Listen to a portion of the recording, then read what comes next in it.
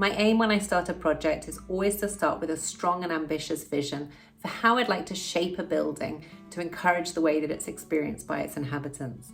Sometimes though, you encounter a building that just seems to fight back, and that's kind of how we felt after working on this Bulgarian wine house. So this grand old building in the wine region of Bulgaria has already lived a long and varied story, having been built by the wealthiest family in the village in 1927. It came into the hands of its present owner completely by chance after she bought the plot on which it stands without even having viewed it. She was stunned when she discovered that she now owns a building with incredible potential to become a beautiful family home, despite its challenges. The ground floor tells the story of its original purpose, with spaces dedicated to winemaking and a now collapsed cellar entrance carved into the hillside behind. Upstairs, the floor plan speaks to its grand history with regularly sized rooms arranged around a central hall, but the absence of an internal staircase and the compartmentalised nature of these upper floor spaces presented us with our first major challenge, which was how to transform these separate floors into a cohesive family home. Our vision centred on connecting the two levels, not just physically, but also in purpose. While the upstairs rooms could serve well as bedrooms, we knew that maintaining their current layout would limit the potential for the generous living spaces we wanted to create, and potentially completely miss the chance to engage with the spectacular south-facing views. So rather than following the conventional approach of placing all bedrooms upstairs and living spaces below, we saw an opportunity to work with the building's relationship to the hillside instead. Speaking of historic buildings with stories to uncover, I want to introduce this video's sponsor, which is June's Journey, because it is also a snapshot of the 1920s and involves mysteries and restoration missions. June's Journey is actually the world's leading hidden object game, and I have found myself getting quite caught up in it. The aim of the game is to follow June Parker as she investigates her sister's mysterious death in their grand estate on Orchid Island. You're presented with these characterful scenes set in the decadent grandeur of the 1920s, and you have to find the hidden objects in the scene inside a time limit.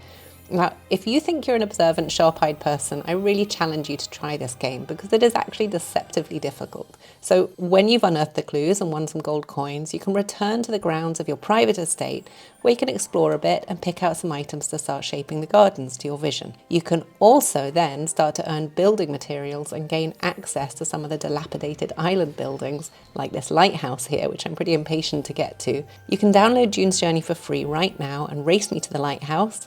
The game's available on both mobile devices and PC. Just scan the QR code on screen or click the link in the description below. We decided to stack the bedrooms along the north side against the hill, while creating an open kitchen and dining space on the first floor to capture those views while opening out onto a wraparound balcony. That could connect with the existing entrance porch on the first floor level. On the ground floor, we'd create a more intimate living room aligned with the entrance door level. But to make up for the loss of this hall and make sure the bedrooms didn't just open straight onto the living spaces, we developed a concept of a sweeping wall that could create a threshold between the two sides of the house.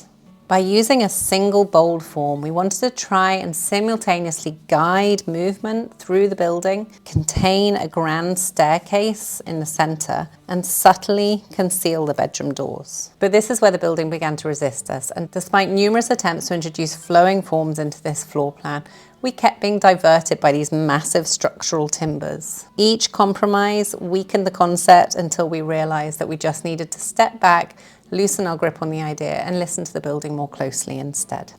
This really strong grid structure set out by these giant timbers and a square floor plan were clearly not going to work with our idea of creating some sort of flow and fluid forms in the space.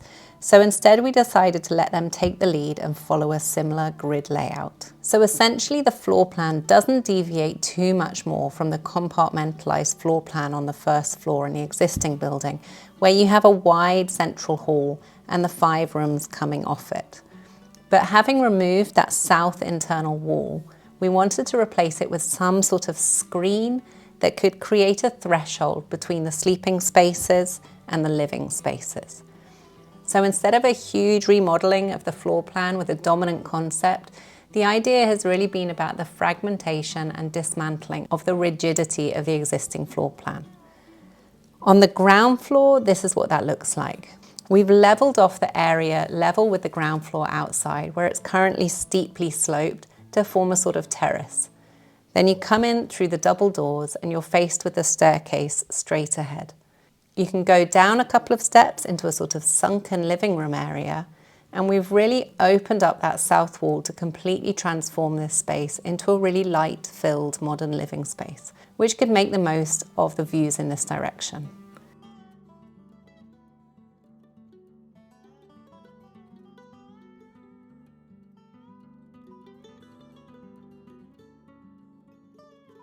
There's some storage concealed in the wall here, and we've used slatted timbers underneath this huge structural beam to form the screening effect between the different functional areas on this level. So the stair sits between two slatted screens, and that creates both the solidity and lightness in the way that you get glimpses to what's behind, but also a feeling of privacy for the areas beyond. If you carry on past the stair, you enter the more private areas on the hillside of the building. Underneath the stair is a WC.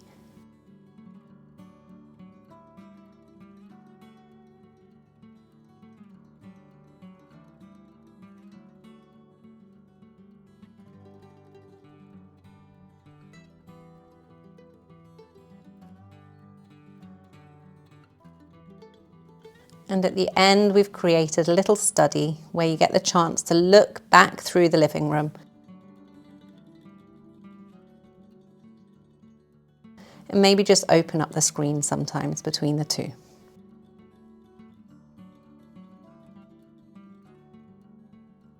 There are two bedrooms down here, both looking out onto the hillside behind.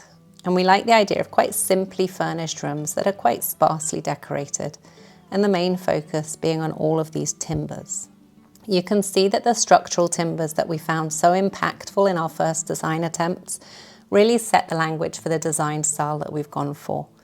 Repetitive linear timber elements working from the massive down to the slender, and with varying spaces between them, creates a continuity of the existing language while drawing it into a more modern proposal. This continues upstairs, where again we wanted to create a threshold between the circulation and sleeping spaces and the living space that we've opened up. But we've taken out the upper ceiling to open up the rafters and again expose more of these timbers. And where that flowing wall that we wanted to do kept being broken apart by these massive horizontals and verticals, the slatted timber effect has the benefit that you can vary it while still continuing it. So on this side you have slatted timbers with openings between them, and on this wall you can make it solid but still slatted. So you get that flow, but you don't have to be creating one single form to achieve it. Behind that solid screen is a bathroom that again has become a really lovely lofty space.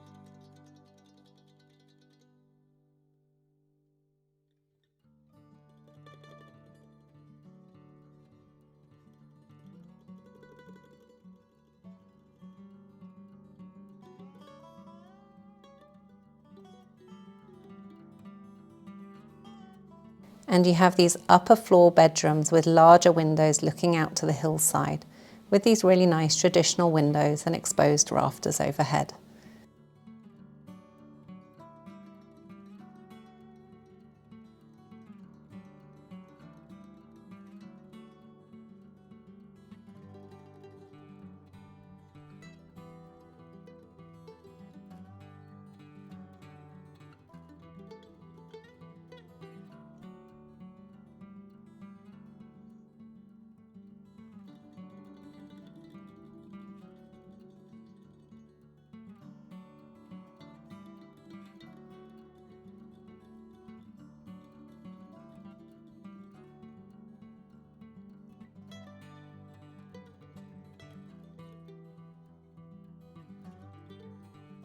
And then crossing over out of the sleeping area, past the screen and into the opened up living space, you have a kitchen and dining area that benefits from the opened up ceilings.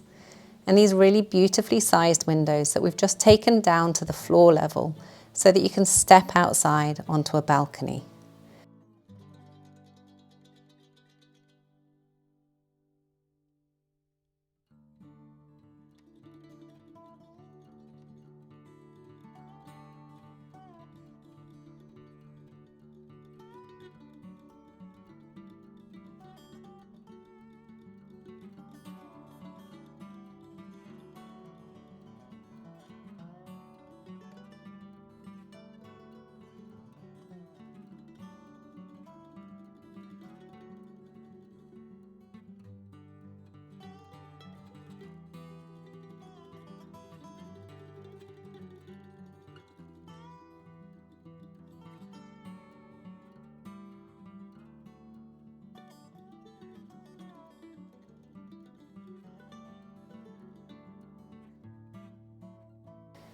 When we looked at traditional buildings from this area, when we were looking for inspiration for how to work with a building like this, we'd seen balconies on these really distinctive timber supports and felt this was really something that fits the proportions of this building really well. And then it just has the potential to bring in a slightly more modern element by using a structurally engineered timber to be able to give you this curve which flows around the corner and fits in with the glazed doors below. Do please keep sending me your video ideas. If you're planning a project and would like my help with your designs, I offer very affordable consultations, or of course I can work with you to reimagine your existing building from scratch in a full concept design like this one. Also, don't forget to download June's Journey now for free by scanning the QR code on the screen now or by clicking the link in the description below. See you soon.